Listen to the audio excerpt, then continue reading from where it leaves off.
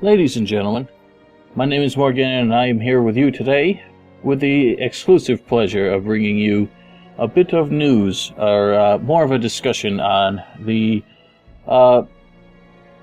rumors and teasers coming from the realm of Piranha Bytes, and I'm here on behalf of World of Risen, the fan website for Piranha Bytes' most recent titles, but also just sort of a general Piranha Bytes fan site. And here to bring you a discussion on what we have seen of Piranha Bytes in the past few days, and what we can kind of deduce from all of it. And there's quite a bit going on here, and honestly, the developments are coming almost by the minute now, so it's really hard to keep up with it. And by the time this video gets posted, a lot may have changed. And as of now, we have reason to believe that we will have more information in just about 10 hours by the time this video goes up. It might even be less than that, and you'll understand why in just a moment. So let us begin, just kind of from the beginning, since I'm not really sure where else to start. We received this image on Piranha Bytes' Facebook page, and for those of you who aren't really sure what it means, a very quick translation from binary to English reveals the message 3 days left. Now this was posted on the 30th of June, 2015, so what this basically told us was that there was going to be a big announcement, a big reveal of some kind in 3 days from then, which would turn out to be the 2nd of July, 2015. So more interesting than just the announcement, or the announcement of an announcement, or the tease of an announcement, is the image behind it. It's clearly a rendering of some kind. Could just be concept art, or it could be an actual screenshot. It's hard to really say, but we have very good reason to believe that this announcement, or this teaser of an announcement from Piranha Bytes, is also connected to a big upcoming reveal from Nordic Games. Now, for those of you who don't know, Nordic Games is a publisher quite famous for acquiring Joe Wood after they went under, and thus continuing to publish the Arcania franchise, which was formerly known as Gothic 4, and shortly thereafter set up a distribution agreement with Piranha Bytes for all of the previous Gothic games. Nordic Games has opened a website for a game apparently called ELEX? It's hard to really know how to pronounce it for sure, but it's interesting to note that the name and logo for the game appear in all capital letters, and this could mean that the title of the game, ELEX, is actually just an acronym. The full title might actually be quite a bit longer, perhaps more interesting. Only time will tell, and that time, of course, being about 10 hours. But we can tell for sure at this point that there is a connection between the Nordic Games ELEX and Piranha Bytes' teased at new project, because the original teaser from Nordic Games, apparently it seemed to have, although it's hard to find this image now, it seemed to have the Piranha Bytes logo sort of obscured as a little watermark on the image. And very shortly afterwards, it seemed to have been replaced with the logo for Vigil Games. For those of you who don't know, Vigil Games is a developer known primarily for the Darksiders franchise. They produced Darksiders 1 and 2 for THQ, and Darksiders was one of the many intellectual properties purchased after THQ's bankruptcy by Nordic Games, so they are now the publisher for them.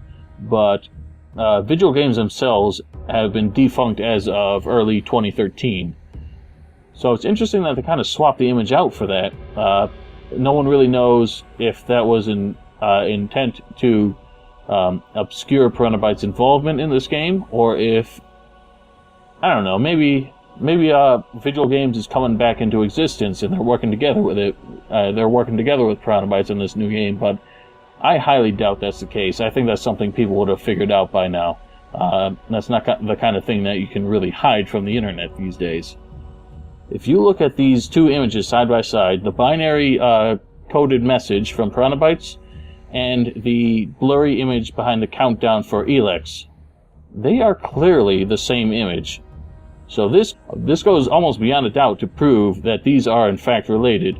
Piranha Bytes and Nordic Games are teaming up to produce a new game, which means this is a new franchise from Piranha Bytes, and a franchise that they are publishing with somebody other than Deep Silver. Now those are two very exciting prospects indeed. And it's hard to really say what might come of this. So with this apparent revelation, there is a lot of possibilities to kind of comb through here, and I'm afraid I simply don't have the time to kind of sort through them all. But I am very excited, and I'm sure most of you are, and everybody on World of Risen is just absolutely grinding their teeth in anticipation of what this might mean and what we might see. Now, since my last Piranha Bytes progress report video that I made on my own personal channel, Morgannin03, quite a bit of information has come through from Jenny and Harry of Piranha Bytes, answering some of our questions on the Bug Me thread in the World of Risen forums. And quite frankly, I just don't have the time to keep up and produce this video in a timely manner, as well as address all the new information there. But we have good reason to believe that this game is on a wholly different technical scale than the most recent games from Piranha Bytes. The biggest, perhaps most anticipated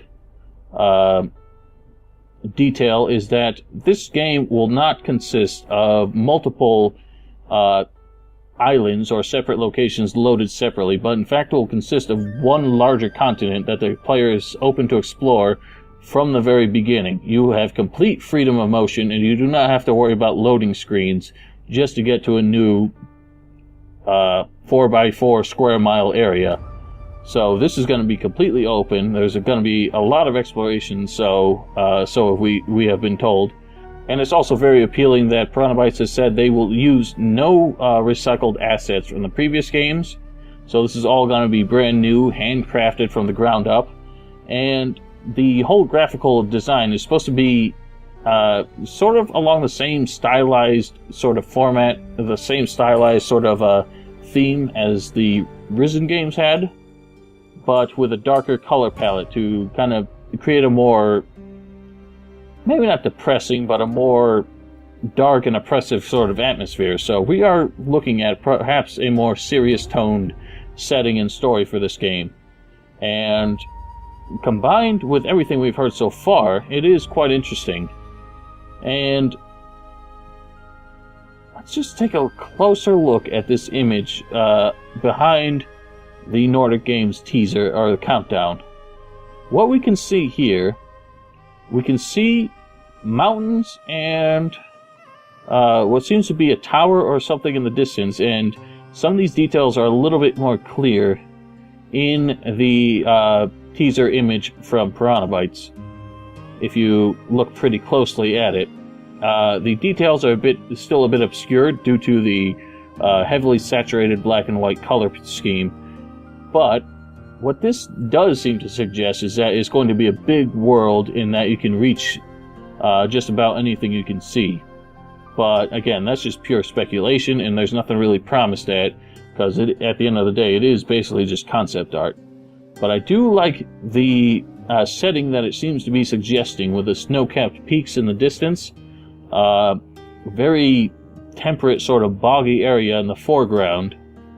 And let's take a look at the character that we can clearly see. It's basically just a silhouette at this point, but he seems to have a sword on his back, and he's wearing some very heavy, baggy clothes. So this does seem to heavily imply a return to the fantasy setting of the Gothic games in the first Risen game.